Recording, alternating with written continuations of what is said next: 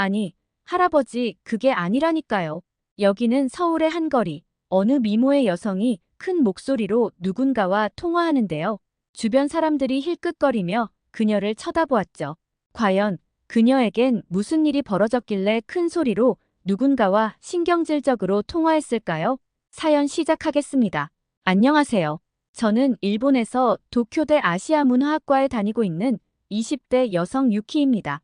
제 이야기는 어릴 적부터 시작됩니다. 부모님을 교통사고로 일찍 여의고 할머니, 할아버지와 함께 자랐죠. 할아버지는 전직 육상자위대 소속이셨는데 한국전쟁 때 다리를 잃으신 후로 한국에 대한 적개심이 강하셨어요.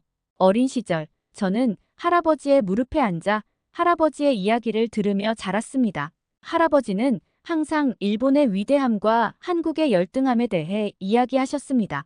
저에게 일본은 아시아에서 나아가선 세계에서 가장 뛰어난 나라이며 우리가 한국을 통치했을 때 그들에게 문명이라는 것을 알려주었다고 하셨었죠. 그리곤 한국은 배은망덕하게 우리를 배신했다고 했죠. 저는 왜 배신했냐고 물어보면 할아버지는 딴청을 피우며 대답해주지 않으셨습니다. 어쨌든 저는 이런 할아버지의 말씀을 들으며 자연스럽게 일본이 최고라는 사상을 갖게 되었습니다. 한국은 우리의 옛 식민지였고 미국 때문에 빼앗긴 영토라고 믿었습니다. 학교에서도 이런 생각을 뒷받침하는 듯한 역사 교육을 받았고 주변 어른들도 비슷한 생각을 가지고 있었습니다. 시간이 흐르면서 한국이 눈부신 발전을 했다는 얘기를 들었지만 여전히 일본을 따라오려면 멀었다고 생각했습니다. TV에서 한국 드라마나 K-팝을 보면서도 우리 일본 문화의 영향을 받아 이 정도까지 온 거겠지라고 생각했죠. 지금 생각하면 정말 부끄러운 생각이었습니다. 그러던 어느 날 대학에서 독도 문제에 관한 과제를 받게 되었습니다. 독도는 누구의 땅인가? 라는 주제로 토론을 하게 된 거였죠. 솔직히 처음엔 관심이 없었습니다. 당연히 일본 땅이라고만 생각했으니까 말이죠. 하지만 과제를 준비하는 과정에서 제 생각이 완전히 뒤집히는 경험을 하게 되었습니다. 처음에는 일본 측 자료만 찾아보았죠. 어릴 적부터 항상 보았던 거기엔 독도가 역사적으로나 국제법적으로나 명백히 일본의 영토라고 쓰여 있었습니다. 하지만 과제의 특성상 한국 측 주장도 살펴봐야 했고 그 과정에서 충격적인 사실들을 알게 되었습니다. 한국 측 자료들은 일본 측 주장과는 완전히 다른 이야기를 하고 있었죠. 고려시대부터 독도를 한국의 영토로 인식하고 있었다는 역사적 기록들, 일본이 한국을 강제 점령하는 과정에서 독도를 빼앗아갔다는 주장, 그리고 샌프란시스코 강화조약에서의 애매한 처리 등 이 모든 정보는 내가 알고 있던 사실들과 너무나 달랐습니다. 더 놀라운 것은 이런 정보들이 단순히 한국 측의 일방적인 주장이 아니라는 점이었습니다. 국제학술지에 실린 제3국 학자들의 연구 결과나 심지어 일본의 일부 양심적인 학자들의 주장까지 한국 측 입장을 지지하고 있었습니다.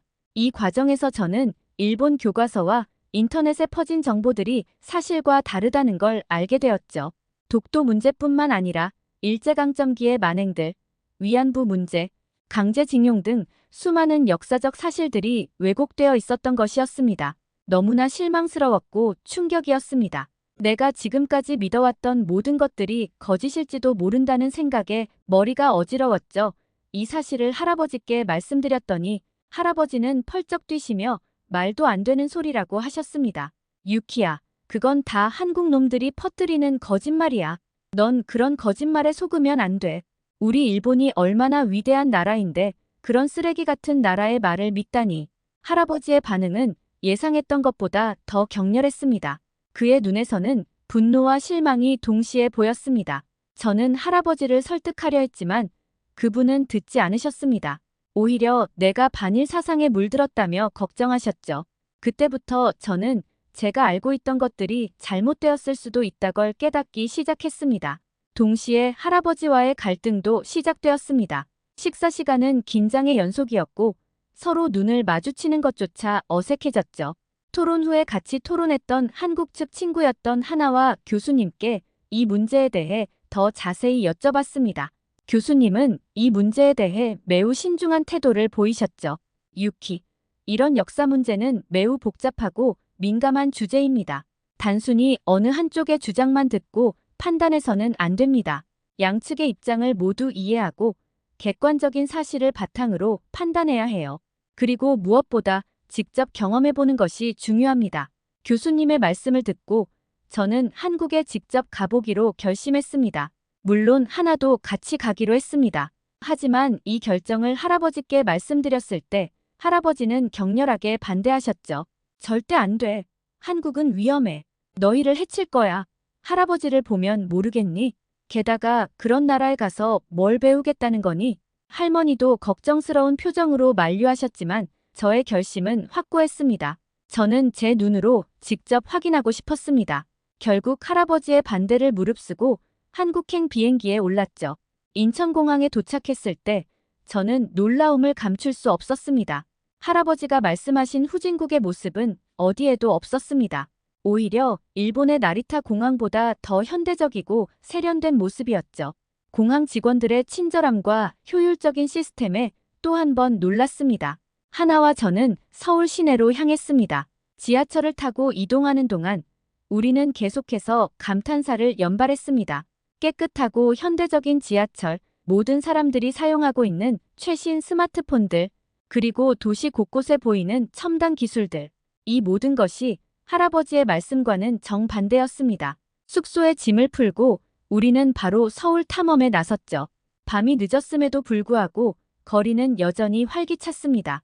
젊은 사람들이 거리를 활보하고 늦은 시간까지 영업하는 가게들이 많았습니다. 특히 놀라웠던 것은 여성들이 혼자 늦은 밤에도 안전하게 다니는 모습이었습니다. 유키는 한국에서 여자 혼자서 아무렇지도 않게 다니는 모습을 보고 감탄했습니다. 정말 걱정이 없나 보다며 얘기를 하자 저도 제 생각을 말했습니다. 유키에게 나도 그렇게 생각한다며 여기는 골목길도 가로등이 밝게 켜져 있고 CCTV도 정말 많아 보인다고 말이죠. 물론 작동이 잘하는지 혹은 사건이 발생 시 제 기능을 하는지는 모르겠지만 믿는 것만으로도 큰 안심이 된다고 말했습니다. 우리는 늦은 시간임에도 불구하고 식당을 찾아 들어갔습니다. 그곳에서 우리는 한국의 전통 음식인 삼겹살을 맛보았죠. 처음 먹어보는 맛이었지만 너무나 맛있었습니다. 식사를 하면서 우리는 옆 테이블의 한국 대학생들과 이야기를 나누게 되었습니다. 그들에게 일본인에 대해 어떻게 생각하는지 조심스레 물어보았죠. 그들의 대답은 우리를 또 한 번 놀라게 했습니다. 솔직히 말하면 일본이라는 나라에 대해서는 좋은 감정이 없어요. 역사적으로 한국에 많은 해를 끼쳤거든요. 하지만 일본 사람 개개인에 대해서는 그렇지 않아요. 여러분처럼 우리나라에 관심을 가지고 직접 방문해 주시는 분들께는 정말 고마움을 느껴요. 그들의 솔직한 답변에 저는 마음이 무거워졌습니다. 동시에 그들의 성숙한 태도에 감동받았죠. 과거의 아픔을 인정하면서도 현재를 살아가는 개인을 차별하지 않는 모습이 존경스러웠습니다. 다음 날 우리는 서울시에서 주최하는 외국인 유학생들을 위한 문화 투어 프로그램에 참여했습니다. 이 프로그램은 한국의 역사와 문화를 깊이 이해할 수 있는 좋은 기회였죠. 첫 번째로 방문한 곳은 경복궁이었습니다. 웅장한 궁궐 건축물을 보면서 저는 한국의 찬란했던 역사를 느낄 수 있었죠. 가이드 선생님께서는 조선시대의 역사와 문화에 대해 상세히 설명해 주셨습니다.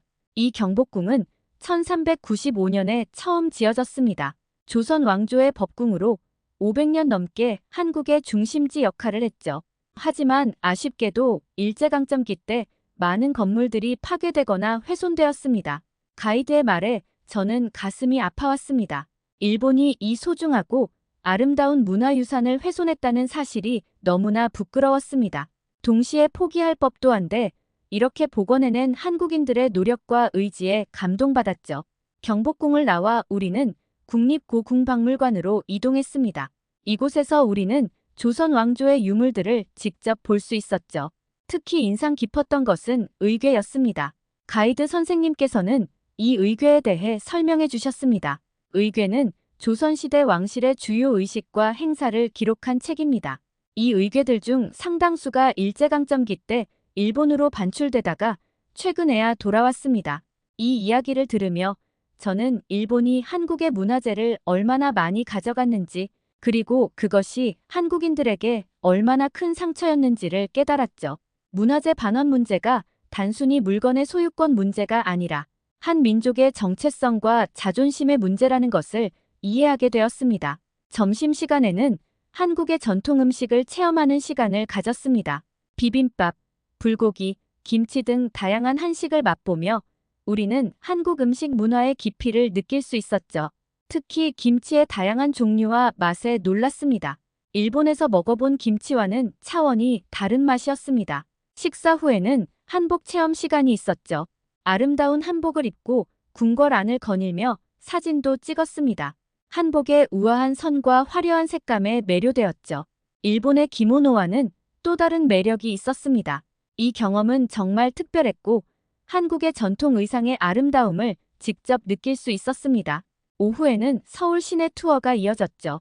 남산 서울타워에 올라가 서울의 전경을 내려다보며 우리는 한국의 빠른 발전상을 실감할 수 있었습니다.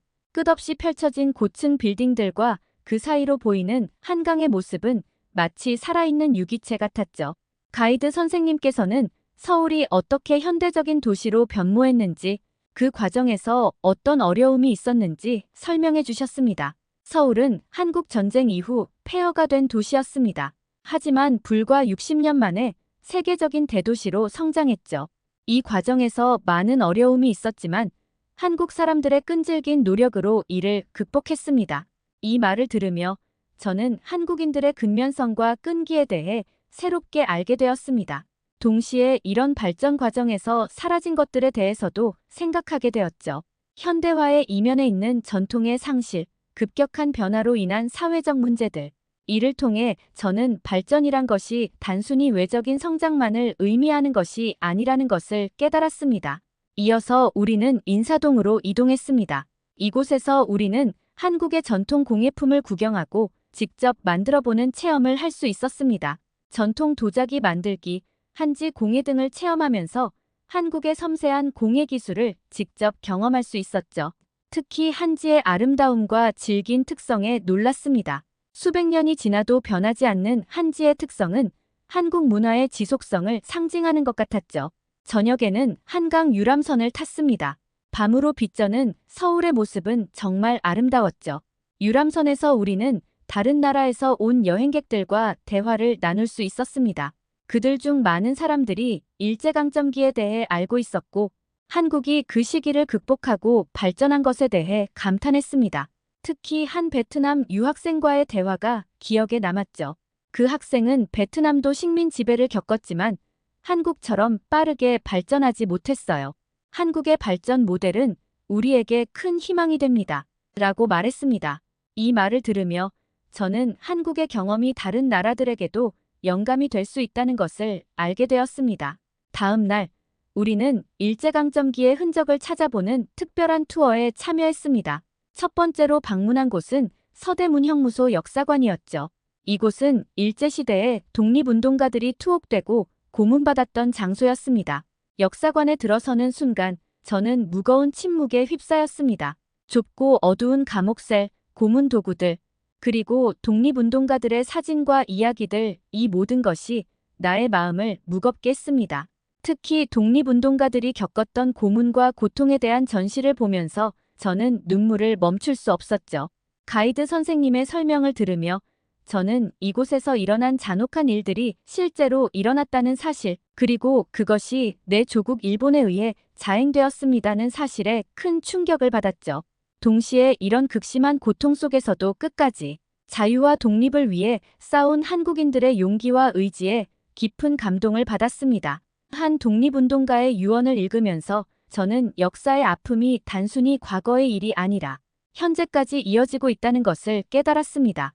그리고 이런 아픔을 치유하고 화해하기 위해서는 우리가 먼저 진실을 인정하고 사과해야 한다는 것을 절실히 느꼈죠. 이어서 우리는 독립기념관을 방문했습니다. 이곳에서 우리는 한국의 독립운동사와 그 과정에서의 희생을 자세히 배웠습니다. 특히 3.1 운동과 임시정부의 활동에 대해 깊이 있게 알 수 있었죠. 3.1 운동에 대한 전시를 보며 저는 일본이 얼마나 잔인하게 한국을 지배했는지, 그리고 한국 사람들이 얼마나 용감하게 저항했는지를 알게 되었습니다. 무력한 시민들을 향해 총을 겨누는 일본 군인들의 사진, 그리고 그 앞에서 태극기를 들고 독립을 외치는 한국인들의 모습은 나의 가슴을 아프게 했죠. 이 경험은 내게 큰 충격을 주었고, 일본에서 배운 역사와 얼마나 다른지 실감했습니다. 우리가 배운 식민지 근대화론이 얼마나 왜곡된 것인지, 그리고 우리가 한국에 얼마나 큰 상처를 주었는지를 깨달았죠. 동시에 이런 고통 속에서도 독립을 위해 끊임없이 싸운 한국인들의 용기와 끈기에 깊은 존경심을 느꼈습니다. 마지막 날, 우리는 한국의 현대 문화를 체험하는 시간을 가졌습니다. K-팝 댄스 클래스에 참여하고 한류 드라마 촬영지를 둘러보았죠. 이를 통해 우리는 한국이 어떻게 과거의 아픔을 극복하고 문화 강국으로 성장했는지 이해할 수 있었습니다. K-팝 댄스 클래스는 특히 인상적이었습니다. 복잡한 안무와 역동적인 음악에 맞춰 춤을 추면서 저는 한국 대중문화의 에너지와 열정을 직접 느낄 수 있었습니다. 강사 선생님은 K-팝이 어떻게 전 세계적인 현상이 되었는지 설명해 주셨죠. K-팝은 단순한 음악이 아닙니다. 음악, 춤, 패션, 영상 등 다양한 요소가 복합적으로 어우러진 종합 예술이에요. 이런 총체적인 접근이 전 세계 팬들의 마음을 사로잡은 거죠. 한류 드라마 촬영지를 방문하면서는 한국 드라마가 어떻게 아시아를 넘어 전 세계적으로 인기를 얻게 되었는지 이해할 수 있었습니다. 아름다운 배경과 감동적인 스토리, 그리고 세련된 영상미, 이 모든 것이 한국 드라마의 매력이었죠. 이 모든 경험을 통해 저는 한국과 일본의 역사, 그리고 현재의 관계에 대해 깊이 생각해보게 되었습니다.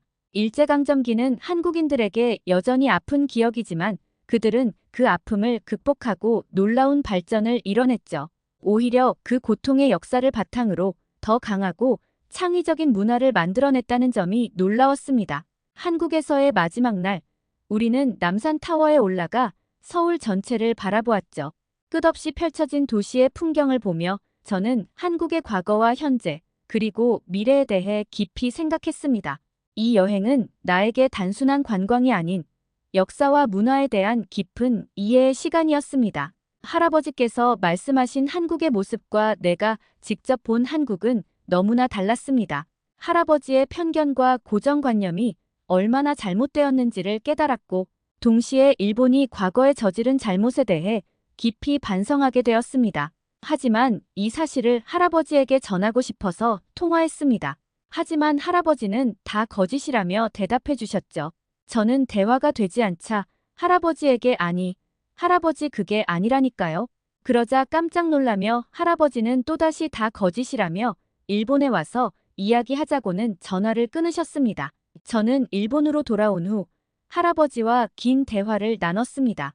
할아버지는 제 경험을 부정하셨습니다. 유키야, 내가 본 것들은 다 한국이 보여주고 싶어 하는 것들일 뿐이야. 진실은 그렇지 않아. 하지만 저는 포기하지 않았죠. 제가 직접 보고, 듣고, 느낀 것들을 자세히 설명해 드렸습니다. 서대문형무소에서 본 고문 도구들, 독립기념관에서 들은 이야기들, 그리고 한국 사람들과 나눈 대화들, 이 모든 것을 진심을 담아 전했습니다. 하지만 할아버지는 전혀 들은 척도 하지 않으셨죠. 그러면서 저는 이어서 말했습니다. 할아버지, 우리가 알고 있던 것과는 다른 진실이 있어요. 우리가 한국에 큰 상처를 주었다는 걸 인정해야 해요. 하지만 동시에 그들이 그 아픔을 극복하고 이뤄낸 발전에 대해서도 알아야 해요. 그 말을 듣자 할아버지는 극대노하시며 말했습니다. 당장 나가라. 더 이상 너의 말을 듣기는 싫구나. 생각이 바뀌면 다시 찾아오렴. 할아버지의 이 말씀에 저는 눈물이 났습니다. 한평생 제국주의에 물들어 있는 할아버지의 마음이 조금은 돌아설 줄 알았지만 전혀 그러실 마음이 없어 보이셨습니다. 이 여행과 할아버지와의 대화를 통해 저는 역사의 진실을 마주하고 양국 간의 이해와 화해의 필요성을 절실히 느꼈습니다. 저는 할아버지와 조금 불편한 관계가 되었지만 할아버지와 역사 이야기는 하지 않기로 약속하며 다시 이전의 관계로 돌아가기 위해 서로가 노력하고 있습니다. 어쩔 수 없이 서로의 생각을 존중하기로 했죠. 서로 설득하지 않기로 말이죠. 이제 저는 아시아 문화학과에서 배운 것들을 바탕으로 하루와 한일 관계에 대한 연구를 시작하려고 합니다. 양국의 역사를 객관적으로 바라보고 서로를 이해하는 것이 중요하다고 생각합니다. 이 여행은 제 인생의 전환점이 되었고 앞으로의 저와 하루 삶의 방향을 결정짓는 중요한 경험이 되었죠. 어떠셨나요? 저의 이야기는 여기까지. 곧이어 다음 이야기를 들려드리겠습니다. 와, 여긴 진짜 천국이야. 여기는 한국의 어느 산부인과 미모의 미국 여성이 깜짝 놀라고 있는 모습을 보이는데요. 과연 그녀에게 무슨 일이 벌어진 걸까요? 사연 시작하겠습니다. 안녕하세요. 저는 미국에 사는 30대 여성 엠마라고 합니다. 저는 미국에서 흔히 아이비리그 대학 중 하나인 예일 대학교를 다니면서 학창 시절부터 세계를 누비는 기자 되고 싶었고 결국 저는 CNN 기자가 되는 꿈을 이루었습니다. 저의 이야기는 어릴 적부터 시작됩니다. 어릴 적 아버지는 군인이셨습니다. 사실 군인인 것도 나중에 알았습니다. 그 이유는 정확히는 모르지만 특수부대 비슷한 것 같았죠. 신분이 노출되면 안 되는 군인이었습니다. 그러다 한국으로 파견을 갔고 거기서 어떠한 작전을 하다가 크게 팔과 다리를 크게 다쳐서 더 이상 군 생활은 못하게 되겠다는 판단을 하며 아쉽지만 명예 전역을 하는 선택을 합니다. 물론 그때 한국에서 장기간 재활 치료를 받았는데 담당해주는 재활치료사분과 친하게 지내게 되었고 결국 그분은 저희 어머니가 되셨죠. 그리고 연애 끝에 어머니는 미국으로 오시게 됩니다. 그리고 저를 낳으셨죠. 그렇게 저는 한국인 어머니와 미국인 아버지 사이에서 크게 되었습니다. 덕분에 학창시절 괴롭힘을 많이 당했습니다. 동양인의 얼굴을 가졌지만 서양인의 체격을 가진 저는 친구들 사이에서 늘 이방인 취급을 받았습니다. 점심시간에 혼자 앉아 도시락을 먹던 날들이 많았고 체육 시간에는 항상 마지막으로 팀에 선발되곤 했죠. 하지만 저는 이런 경험들이 오히려 저를 더 강하게 만들어주었다고 생각합니다. 차별과 편견에 대해 깊이 생각하게 되었고 이는 훗날 제가 기자가 되어 사회 문제를 다루는데 큰 도움이 되었습니다. 어쨌든 아버지는 한국에서의 작전 중 부상은 절대 후회하지 않으셨습니다. 다치긴 했지만 어머니를 만나 저를 가졌기 때문이죠. 아버지는 늘 저에게 엠마, 내가 태어난 것은 내 인생 최고의 축복이야 라고 말씀하셨습니다. 그 말을 들을 때마다 저는 가슴이 뭉클해졌고 제 존재 자체가 얼마나 소중한지를 깨달았습니다. 물론 저는 그 당시 아버지를 다치게 한 한국에 좋은 감정이 있진 않았습니다. 어린 마음에 왜 하필 한국이었을까? 라는 생각을 많이 했죠.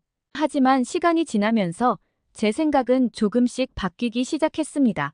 한국은 아버지에게 상처를 준 곳이기도 했지만 동시에 제 부모님을 만나게 해준 인연의 장소이기도 했으니까요. 하지만 추후 한국은 저에게 있어서 너무 고마운 나라였죠. 어릴 적 우연히 어머니와 함께 한국 문화를 접하게 되었는데 보면 볼수록 저는 그 나라의 매력에 빠져들기 시작했습니다. 한국 음악과 한국 드라마를 통해 한국의 대중문화를 알게 되었고 한국 요리의 맛에 빠지게 되었습니다. 특히 어머니가 해주시는 김치찌개와 불고기는 제가 가장 좋아하는 음식이 되었죠. 처음에는 매웠지만 이제는 저의 소울푸드가 되었습니다. 그리고 어머니는 항상 음식은 그 나라의 문화와 역사를 담고 있단다 라고 말씀하셨는데 그 말씀을 통해 저는 한국의 깊이 있는 문화를 이해하게 되었습니다. 어쨌든 오늘도 평범한 좋은 날이었습니다. 아침에 일어나 커피 한 잔을 마시며 출근 준비를 했죠. 그리고 늘 그랬듯이 사람이 많은 지하철을 타고 직장으로 향했습니다. 출근함과 동시에 분위기는 어수선했습니다. 사무실에 들어서자마자 동료들이 분주하게 움직이는 모습이 눈에 띄었죠. 평소와는 다른 긴장감이 감돌고 있었습니다. 저는 본능적으로 무슨 일이 벌어지고 있음을 느꼈죠. 잠시 후 그 이유를 알게 되었습니다. 저희 팀에서 해외 취재를 가게 되었고 해당 도시는 한국이었습니다. 게다가 대부분의 동료들이 한국으로는 취재하러 가기 싫어했죠. 아무래도 비행기도 오랫동안 타야 하고 최근 K-팝이나 드라마로 유명했다고 하지만 그렇다고 해서 일하러 갈 정도는 아니었죠. 그래서 대부분의 동료들은 한국으로의 출장을 기피했습니다. 그리고 이번 주제는 한국이 의료, 성형, 출산 등등 한국에서 의료, 출산 관광하러 온다는 사람들이 많다는 소식에 취재를 가게 되었다는 것이었죠. 대부분의 동료들이 좋은 실적을 올리기 힘들 거라는 판단도 했는 것 같습니다. 어쨌든 저는 이 소식을 듣는 순간 제 심장은 빠르게 뛰기 시작했습니다. 실적을 다 떠나서 어릴 적 아버지와 어머니가 만난 한국이라는 도시에 가게 되어서 너무 기뻤습니다. 이 사실을 바로 부모님께 알렸죠. 그랬더니 정말 잘 되었다며 이번 기회에 한국에서 재밌게 놀다 오라는 말과 더불어서 몇몇 가볼 만한 곳을 추천해 주셨죠. 저는 제2의 고향인 한국에 가본 기억이 없습니다. 어릴 적엔 가본 적이 있다는데 그 이후에는 학창시절 학업에 전념하느라 시간이 없었거든요. 그리고 시간이 지날수록 더욱 더 바빠져서 가보고 싶어도 못 갔는데 이렇게 한국에 가게 되어서 정말 기뻤습니다. 취재 준비를 하면서 저는 한국에 대해 더 많이 공부하기 시작했습니다. 한국의 의료 시스템, 성형산업, 출산 문화 등에 대해 자료를 수집하고 분석했죠. 놀랍게도 한국은 이 분야에서 세계적인 수준을 자랑하고 있었습니다. 특히 산후조리원 문화는 제 눈을 크게 뜨게 만들었습니다. 출산 후 엄마와 아기를 전문적으로 돌봐주는 시스템이 있다니 눈으로 보기 전까지는 정말 혁신적이라고 생각했죠. 취재 준비를 하면서 저는 점점 더 한국에 대한 기대감이 커졌습니다. 단순히 일로 가는 것이 아니라 어릴 적부터 궁금했던 부모님의 흔적, 어머니의 영향으로 어릴 적부터 겪어온 한국 문화들, 다른 나라 출장보다 훨씬 기대감이 컸습니다. 이윽고 시간이 흘러 저는 출국하고자 공항으로 향했습니다. 항공사도 처음 겪어보는 대한민국의 국적기인 대한항공으로 한국에 오게 되었습니다. 드디어 한국으로 출장 겸 여행이 시작되었죠. 이번 출장의 상부에 보고해서 개인적인 휴가까지 붙여서 보내기로 했거든요. 드디어 비행기에 탑승했고 한국으로 오랜 비행 시간 동안 저는 한국어를 공부했습니다. 어머니에게 배운 기초적인 한국어로는 부족할 것 같아 미리 사둔 속성으로 한국어를 배울 수 있는 책을 구입했죠. 어릴 적 어머니에게 조금 배우긴 했지만 그것만으로는 부족했습니다. 혹시 모를 사태를 대비해서 어느 정도는 할 줄 아는 게 좋다고 생각했죠. 그리고 저는 친절한 승무원 덕분에 편하게 왔습니다. 다른 항공사와는 다르게 음료나 기타 불편한 사항도 일그러지는 표정 없이 잘 들어주셨죠. 일전에 일본으로 일본 항공사를 타고 갔을 땐 조금 불친절했던 기억에 아시아 항공사에는 선입견이 생겨 조금 망설이곤 했었습니다. 하지만 그건 말 그대로 선입견이었을 뿐이죠. 기내용 캐리어가 메고 있는 가방 때문에 불편해서 선반에 올리기가 힘들었는데 편하게 넣을 수 있게 도와주셔서 너무 감사했죠.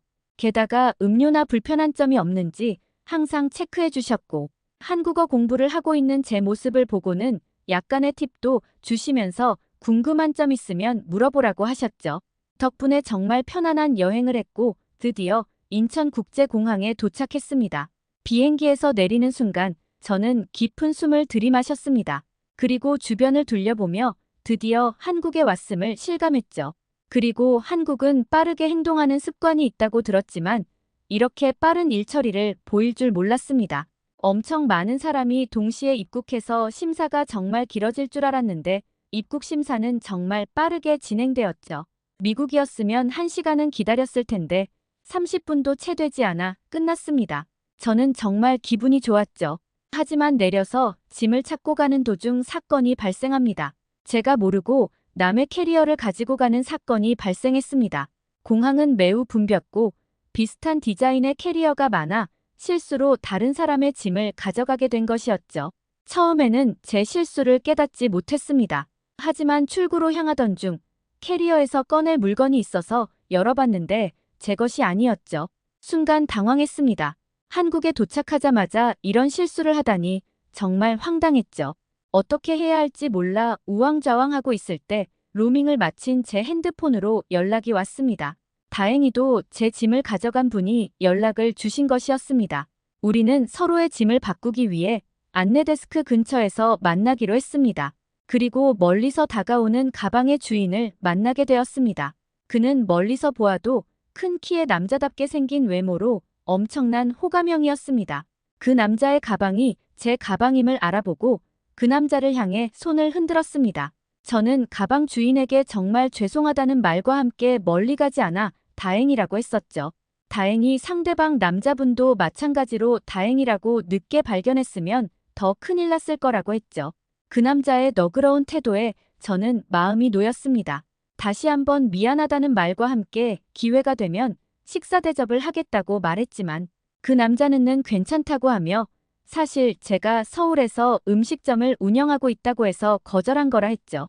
그리고 연락처는 서로 알고 있으니 이것도 인연인데 미국으로 돌아가기 전 연락 주시면 저희 식당에서 맛있는 밥 해준다며 오라며 자신의 이름은 정수라고 말했고 저는 엠마라고 늦었지만 서로 통성명했습니다.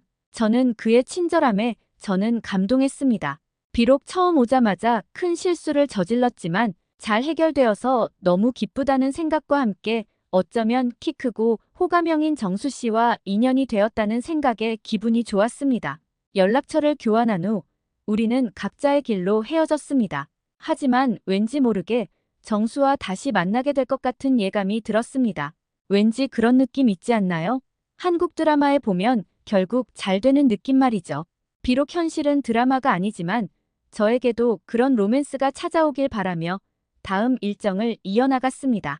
저는 공항을 나서서 버스를 타고 우선 서울의 숙소로 옮겼습니다. 회사에서 예약해준 호텔에서 묵을 예정이었기에 택시 타고 가서 빨리 쉬고 싶었지만 대중교통이 택시보다 더 빠를 수도 있다는 말을 들어서 버스를 타고 이동하게 되었죠. 생각보다 많은 사람들이 버스를 타고 내렸지만 냄새가 별로 나지 않는 사람들을 보며 정말 신기했죠. 미국에서 이렇게 사람이 많이 있으면 다양한 냄새들이 섞여서 힘들었던 적이 한두 번이 아닌데 한국인은 특이하게 냄새가 별로 안 나는 것 같아서 신기하다는 생각을 했습니다. 그리고 저는 생각보다 빠르게 호텔 근처의 버스에서 내려 체크인을 했죠. 생각보다 직원분들이 영어를 잘해서 큰 위기 없이 체크인을 마치고 방에 도착했습니다. 다행히 취재 일정은 내일부터여서 휴식을 취하면 됐었죠. 그래서 저는 이대로 한국의 첫날 밤을 보내긴 아쉬워 주변을 가볍게 둘러보았습니다. 늦은 시간임에도 불구하고 여자 혼자서도 잘 다니는 모습을 보았습니다. 미국이었으면 상상도 할 수 없는 모습이죠. 게다가 혼자서 러닝하며 뛰는 사람들도 많이 보였고 음식점에는 많은 사람들이 모여서 다양한 표정을 짓고 있었죠. 저는 다시 한번 한국에 왔음을 느끼면서 길거리에 파는 다양한 음식들을 먹어봤습니다. 그중에 기억나는 건 씨앗 호떡이었어요. 견과류들과 한 입 먹자 안에 들어있는 달콤한 꿀 같은 게 너무나 맛있었거든요. 약간 기름진 느낌이긴 했지만 시원한 탄산음료와 먹으니 조합이 너무 좋았습니다. 그렇게 간단하게 배를 채우고는 서울의 첫날 밤을 마무리했습니다. 그리고 다음 날, 오늘부터는 본격적인 취재 일정이 시작되었죠. 저는 우선 성형외과부터 둘러보고 싶어서 지하철을 타고 강남역으로 향했습니다. 강남역에 내리니 수많은 사람들과 더불어서 높은 고층 빌딩이 즐비한 도심이었습니다. 저는 한국이라는 나라가 과거 정말 가난했지만 눈부신 발전을 했다고 들었죠. 작은 땅덩어리에 5천만의 인구로 거기다가 휴전국인데 이렇게까지 발전했으리라고는 상상도 못했습니다. 정말 상상 이상의 발전이었습니다. 그리고 본격적인 산부인과와 산후조리원 취재가 시작되었습니다. 다행히 두세 군데 병원과 산후조리원의 양해를 구해서 일정을 잡을 수 있었죠. 미리 섭외된 병원으로 향했고 대표 원장님과 그리고 몇몇 임산부분들, 길거리의 다양한 시민들과 취재 일정을 잡았죠. 저는 병원에 가서 깜짝 놀랐습니다. 정말 넓은 규모의 병원, 깔끔한 내부, 많은 산모님들이 진료를 대기하고 있었습니다. 대표 원장님과 인터뷰에서 많은 이야기를 들었습니다. 현재 한국이 산부인과와 산후조리원이 세계적으로 정상급인 건 맞는 것 같다. 하지만 아쉬운 점은 현재 한국은 결혼을 기피하는 현상이 생기고 있고 게다가 출산율이 급격하게 떨어져서 현재 0.8명도 되지 않는다는 말을 들었습니다.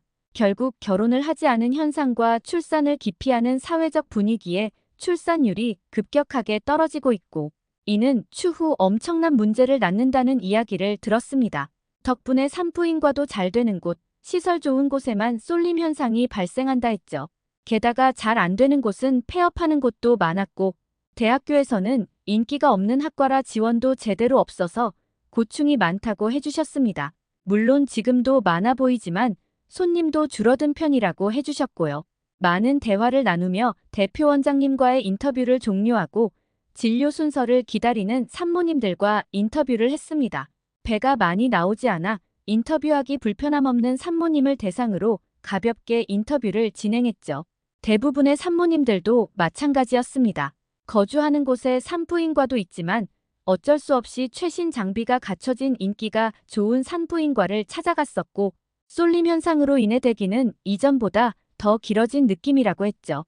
그도 그럴 것이 작은 규모의 산부인과는 없어지는 추세라고 했었죠. 하지만 저의 소식대로 여기에는 외국인도 정말 많이 있었습니다.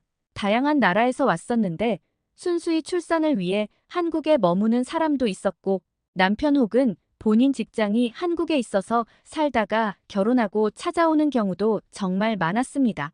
그리고 그들은 각자의 나라에서 출산보다 한국에서 출산을 훨씬 더 선호했었죠. 특히 산후조리원 문화를 정말 좋게 봤었습니다.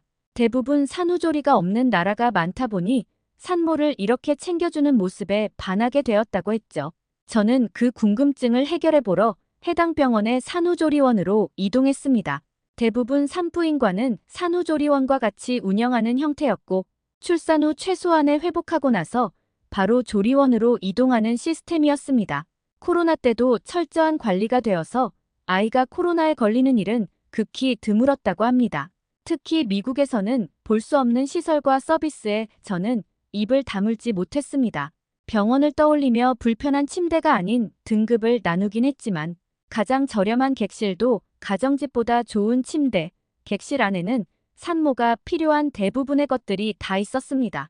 게다가 빠른 회복을 위해 산후 마사지를 비롯한 전문적인 케어, 아이를 위한 시설, 미숙아를 위한 인큐베이터 등등 최첨단 시설에 저는 한국이야말로 아이를 낳기엔 최상의 나라라고 생각했습니다.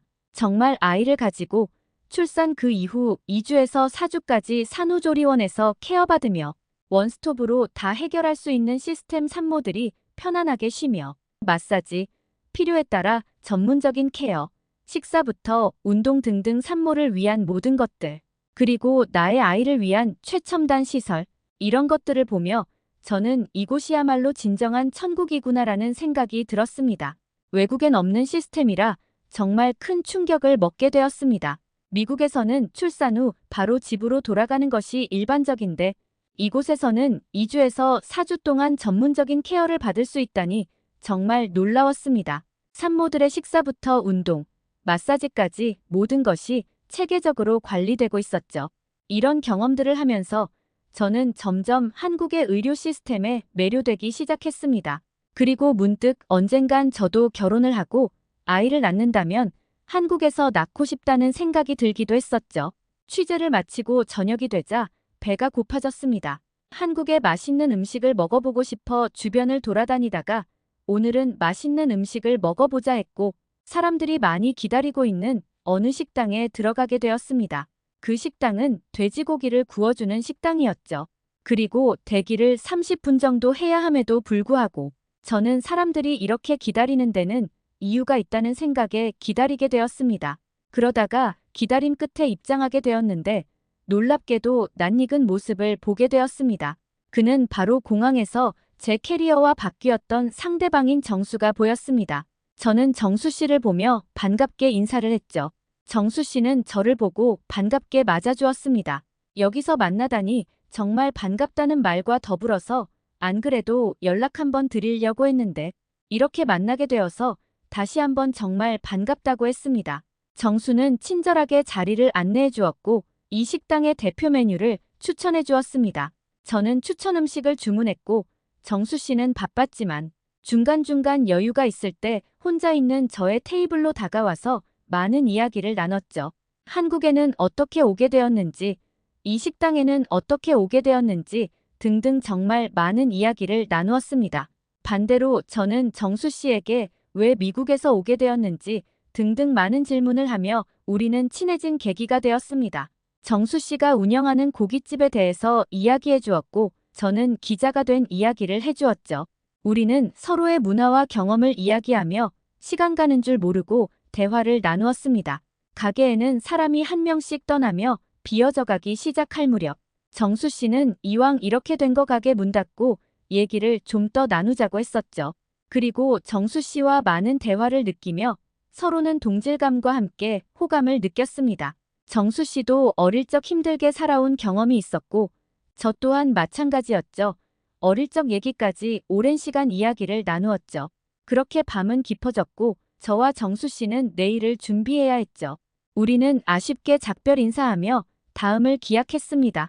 헤어지려는 찰나 정수 씨는 일정 끝나면 서울 구경시켜준다고 꼭 연락주라고 했죠. 그때 또 대화를 이어나가자며 말이죠.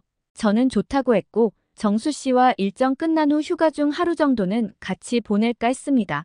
그리고 다음 날 저는 외국인들이 많이 다닌다는 병원 중 하나인 안과와 치과도 다녀왔습니다. 세계적인 기술을 갖춘 시력 교정술 혹은 단순 치료 목적, 임플란트나 치과 치료 목적으로 해외에서도 많이 온다고 합니다. 해외 다른 나라 대비 압도적으로 저렴한 의료비, 게다가 친절한 서비스까지 어떤 의원들은 호텔까지 제휴가 맺어져 있어서 일정 이상 시술 예약 시 숙소 제공과 함께 빠르게 진료 볼 수 있게 예약까지 해주는 시스템이 있더라고요. 외국인들과 인터뷰해보니 다들 정말 만족했습니다. 가장 마음에 들었던 부분은 압도적으로 빠른 속도였습니다. 다른 나라에서는 최소 몇 달은 걸릴 치료를 한국에서는 길어도 일주일이면 다 끝났습니다. 게다가 예약제다 보니 빠르게 치료를 마치고 여행도 할 수 있는 데다가 가격까지 저렴하니 다른 나라에서 치료할 비용과 시간이면 차라리 한국으로 의료 관광 오는 게 이득이라는 말도 돌았다고 합니다. 원장님들도 마찬가지였죠. 내국인 손님은 줄어들었지만 반대로 외국인 방문 비율이 압도적으로 늘어나고 있다고 합니다. 어떤 곳은 아예 외국인만 이용 가능한 병원도 있을 정도였죠.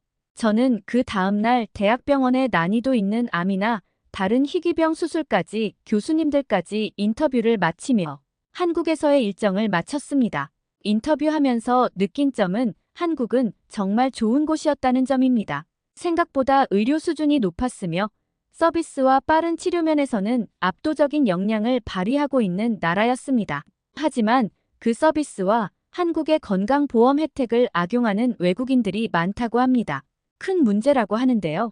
그러면서도 저는 한국 의료 서비스를 직접 본 결과 어릴 적 아버지가 한국에서 치료받을 만했던 것 같습니다.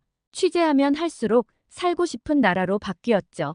어쨌든 저는 그간 바쁘게 일정을 보내면서도 틈틈이 정수 씨와 연락도 했었습니다. 그리고 저는 한국에서의 일정을 다 마쳤고 정수 씨와 서울 구경하는 일정을 잡았죠. 그 다음날 아침 정수 씨와 만나 서울 구경을 시작했습니다. 우리는 경복궁, 남산타워, 인사동 등 서울의 주요 명소들을 둘러보았죠. 정수의 간단한 설명을 들으며 한국의 역사와 문화에 대해 더 깊이 이해할 수 있었습니다. 특히 한옥마을에서 어릴 적 보고 들었던 전통 한복을 입어보는 경험은 정말 특별했습니다. 생각보다 편했고 정말 아름다웠습니다. 하루 종일 서울을 둘러본 후 저는 정수에게 진심으로 감사의 마음을 전했습니다. 정말 감사하다는 마음과 함께 마지막 장소는 정수 씨의 음식점에서 맛있는 고기를 먹으며 우리의 마지막 날을 마무리했었죠. 하지만 우리는 첫 만남부터 서로에게 특별한 감정이 싹트고 있음을 말로 하지 않았지만 느꼈습니다. 그렇지 않았다면 우리는 서로 이렇게 만날 리가 없었을 테니 말이죠.